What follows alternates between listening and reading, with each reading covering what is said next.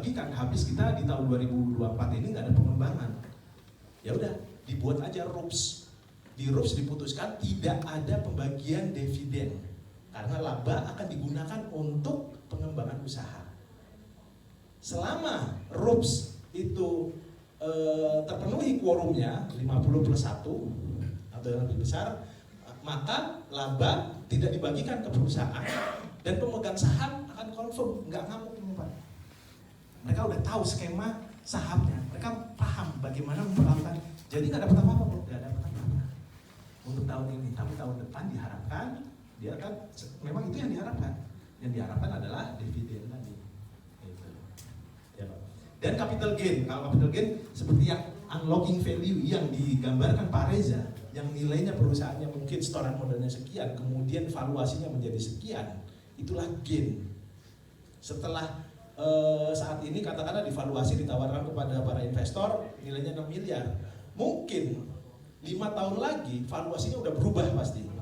Artinya ketika dia punya saham, dia berubah lagi, nilainya lebih besar lagi. Itu yang disebut gain. Itu yang diharapkan dari investor saham. Ini halal. Kemudian yang kedua kita masuk ke sukuk. Secara terminologi saya mengambil ini terminologi dari AAUIV. AAUIV adalah salah satu organisasi internasional Islam, yaitu Accounting Auditing Organization for Islamic Financial Institution. Mereka terdiri dari ratusan ulama dunia untuk merumuskan yang disebut dengan buku syariah standar untuk seluruh lembaga keuangan secara internasional. Itu bisa di-download, Bapak bisa buka websitenya auiv.com. Kemudian kalau ada kitab satu namanya Syariah Standar, Bapak bisa download dan itu free. Hanya saja ada 2 bahasa, bahasa Arab dan bahasa Inggris.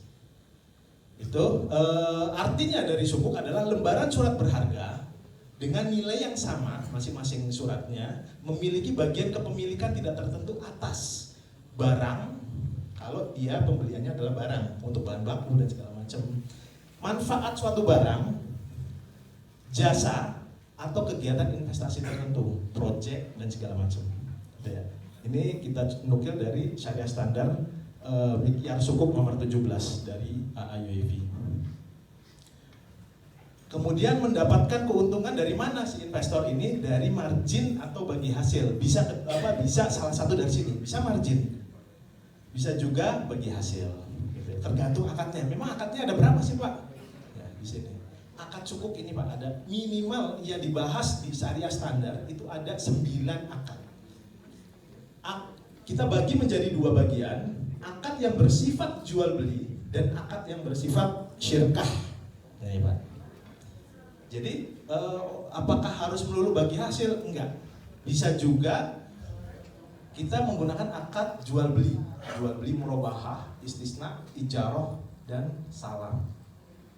Nah, lebih detail nanti kita diskusi lagi Pak. Untuk yang akad bersifat syirkah bisa menggunakan akad musyarakah atau mudharabah. Jadi kalau ditanya nanti investor dapat apa? Tergantung akadnya. Kalau akadnya jual beli, saya mau pengadaan mesin produksi. Tadi ada Bapak yang saya mau expand, saya mau produksi tambahan gitu ya. Tapi saya nggak punya project, cuma saya retail, saya jualan di TikTok. Tapi kapasitas saya penjualan udah tadi per bulan 3 miliar. Saya mau menambah lagi, saya mau boost lagi. Tapi kapasitas produksi saya bisa nggak dari LBS kita terbitkan sukuk untuk pengadaan itu? Bisa. Kita nanti akan bisa juga menggunakan akad murabahah atau akad lainnya. Kita belikan mesinnya, kita jual ke Bapak dengan pembayaran tunda nanti mungkin di bulan ke-6 atau bulan ke-12 misalnya seperti itu. Investor selaku penjualnya akan membeli barang sesuai dengan pesanan, baru kami akan berikan Bapak barang tadi plus margin. Investor akan mendapatkan margin dan Bapak akan mendapatkan mesin sesuai dengan kapasitas dengan pembayaran sesuai dengan kekuatan dari kemampuan cash flow perusahaan. Itu ya Pak. Itu bisa jual beli. Nah, di sini bukan bagi hasil, tapi di sini margin yang didapat kalau jual beli. Layaknya jual beli Pak.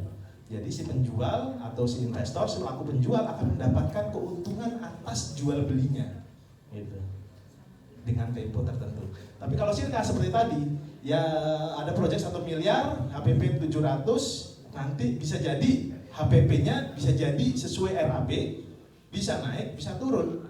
Itu akan berimplikasi kepada net profit.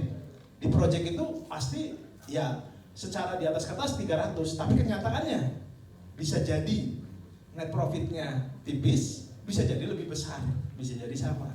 Tapi yang dibagi adalah misalnya tadi 60-40% bagi hasilnya. Berapapun hasilnya, ya udah dibagi 60-40 sudah kesepakatan. 40 untuk investor misalnya. Ya udah, berapapun yang terjadi. Terus gimana kalau nggak dapat untuk si Sirkah, dia nggak dapat margin, investor nggak dapat